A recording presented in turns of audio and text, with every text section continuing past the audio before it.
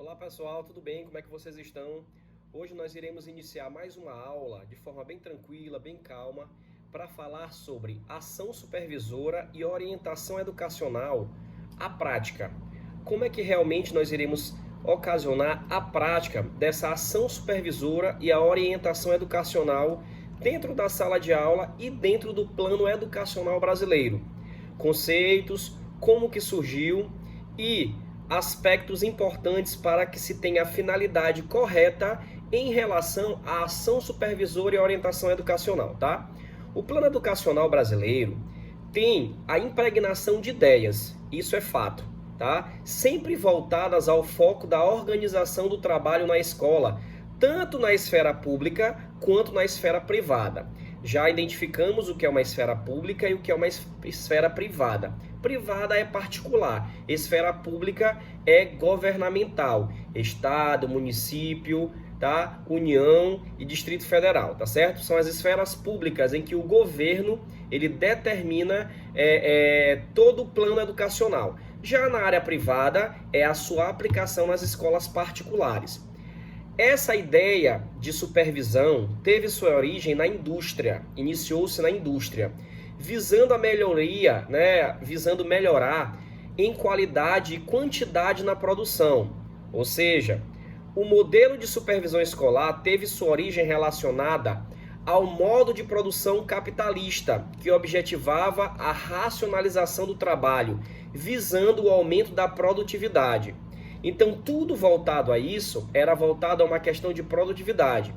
O modelo de supervisão escolar brasileira é originário do norte-americano, dos Estados Unidos, e foi instaurado com a função de controlar a produtividade do ensino e de aperfeiçoar as técnicas existentes.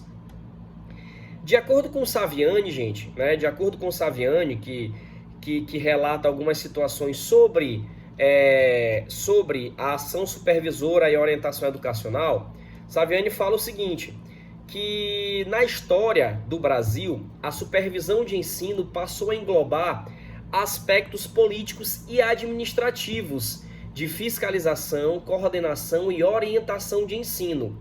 Ou seja, fiscalizar, coordenar e orientar o ensino. Isso tudo é o que eu já demonstrei, já falei para vocês, acerca de como é a situação dentro da sala de aula, como nós temos que fazer com os nossos alunos. Sempre a situação de fiscalizar, de coordenar e de orientar, tá? Lá nos anos 30, a partir de 1930, a supervisão passa a assumir um caráter de liderança, de esforço cooperativo rumo ao alcance dos objetivos, valorizando processos de grupo na tomada de decisões, e isso na década de 30. Já nos anos 40 e 60, a supervisão procurou sensibilizar o professor para a pesquisa, e a partir dos anos 60, que já é o final do que nós estamos falando, de acordo com Nerici, a supervisão incorporou as seguintes preocupações. Quais foram essas preocupações que foram incorporadas? Eficiência, cooperação e pesquisa e desenvolvimento profissional. Então, primeiramente, preocupou-se na questão da eficiência, da cooperação e da pesquisa de desenvolvimentos profissionais. Em meados dos anos 60, ainda nos anos 60, a figura do inspetor escolar, que se fazia presente, atuava como agente fiscalizador e controlador no âmbito das unidades escolares, tá certo? Local este que era temido e respeitado em função do conhecimento, uso e aplicação que fazia da legislação, da nossa lei maior, tá? Já próximo aos anos 70, em 1970, deste mesmo século, um inspetor escolar, embora agora chamado supervisor de ensino, não apresenta mudanças em seu perfil, visto que uma administração e uma supervisão estruturada nas bases do modelo empresarial continuava permeando sua atuação. Estamos vendo que sempre permeia na situação da indústria, da criação da indústria. E a partir da década de 1990, gente, esse contexto de retomada do modelo empresarial em suas novas formas de apresentação, a idoneidade, técnica do profissionalismo, tá? Da supervisão e recolocada em seu papel na organização e funcionamento do ensino. O supervisor de ensino, que vinham com uma imagem desgastada e uma função esvaziada, resultado dos efeitos dos períodos anteriores, passa a ser visto como um dos principais agentes do desencadeamento, né, para se desencadear dessa nova proposta de gestão, ao ponto de ter sido apontado pelo Banco Mundial como representante potencial das lideranças educacionais e grande facilitador na elaboração e na concretização dos projetos escolares em busca de qualidade da eficiência na educação. Então vemos aqui que esse profissional ele passa a ter uma desenvoltura muito baseada na questão empresarial, ou seja, como um gestor, gerenciando de maneira exemplar toda essa administração pública, tá? Já na administração pública, gente, em geral, nos estados e municípios, a atuação do supervisor escolar, chamado supervisor de ensino, acontece em níveis de sistema, contemplando as dimensões administrativas e pedagógicas da educação. A ação supervisora realizada no interior da escola pode ser relacionada às funções de coordenação pedagógica, tá? Prestem bem atenção nisso. Há tempos passados por transformações, então se houve várias transformações e assim, com a cada dia, o mundo em que vivemos torna-se mais necessária a conscientização de que se vivem mudanças significativas nas mais diversas áreas, sejam elas econômicas, políticas, sociais e também as culturais, tá? Então, nessa perspectiva, o supervisor escolar exerce suas ações em dois âmbitos, em duas situações que o supervisor escolar ele vai exercer as suas ações, as suas situações. Primeiro é no âmbito escolar e segundo no sistema de ensino. Falaremos agora no âmbito escolar, tá? Esta modalidade de supervisão escolar desenvolve-se em uma unidade escolar, articulando, acompanhando e orientando as atividades educativas de integrantes da equipe de trabalho escolar, principalmente a do professor, ou seja, atua na coordenação pedagógica da escola. Então, ele vai acompanhar, orientar as atividades educativas, tá? Dos integrantes da equipe de trabalho escolar, tá bom? Dos integrantes da equipe de trabalho escolar, tá? No âmbito de sistema de ensino, o que vai acontecer?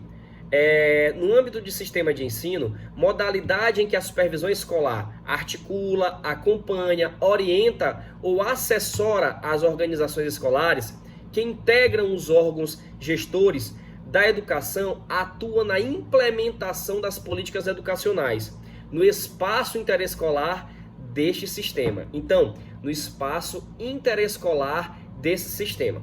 Então, o âmbito escolar é quando você vai acompanhar, orientar as atividades educativas. Já no âmbito do sistema de ensino, é quando você vai articular, acompanhar, orientar ou assessorar as organizações escolares. Não se trata dos integrantes da equipe. Já no sistema de ensino, no âmbito do sistema de ensino, são as organizações escolares, tá bom? O conhecimento da realidade escolar, gente, impõe como prioridade o conhecimento da realidade. Não significa apenas coletar dados de informação. Então você não vai só coletar dados de informação, mas por meio de diversos instrumentos e possível aproximação da realidade, e assim a gente consegue detectar quais são efetivamente as necessidades, as perspectivas e as possíveis alternativas e soluções para determinada organização escolar, tá? Então, diante dessa premissa, o conhecimento da realidade da escola é importante para a ação supervisora. Padilha, nos seus livros, ele fala o seguinte, que esse conhecimento da realidade da escola e a importância para a sua ação supervisora podem ser expostas nas seguintes fases de conhecimento para a realidade e para que possa seguir determinados passos. Então, quais são esses passos? Primeiro passo, avaliar os resultados do ano anterior. Já falamos isso em sala de aula já, sobre tal situação. Então, primeira coisa, vai se avaliar os resultados do ano anterior. Segundo, definição do autorretrato na escola, leitura de mundo. Terceiro, definição dos compromissos a serem assumidos para mudar ou aperfeiçoar aquele retrato, tá? Então, primeiro, nós vamos avaliar os resultados do ano anterior, no que foi que houve, né? Os erros, os acertos, as coisas que nós precisamos ponderar como observação. Segundo, definição do autorretrato da escola, leitura de mundo.